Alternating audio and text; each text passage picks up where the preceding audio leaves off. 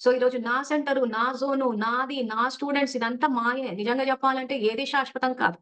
శాశ్వతం కాని దాన్ని నాది అనుకున్నా అంటే మాయ యొక్క భిన్న భిన్న రూపాలని ఈరోజు కావాలని వాళ్ళు కోరుకున్నారు. సో అదే వచ్చింది.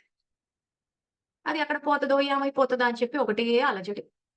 సో కాబట్టి దయ చూపిచ్చండి అంటున్నా. దయ చూపించి శక్తినివ్వండి. ఈ మురళీలన్నీ చదివిన తర్వాతనే ఆ శ్రీ వాక్యాలని ఆ రకంగా టెక్స్ట్ ఫార్మ్‌లో టైప్ చేసి సెంటర్‌లలో శక్తి ఎలా నింపాలి, మౌంట్ అబూలో ఉన్న శవధాలకు ఎలా నింపాలని చెప్పి ఆ వాట్సాప్‌లో వేస్తూ పోతుంది. ఈరోజు ఆధారమూర్తుల్ని శక్తిస్తే బోలెడంత పుణ్యం.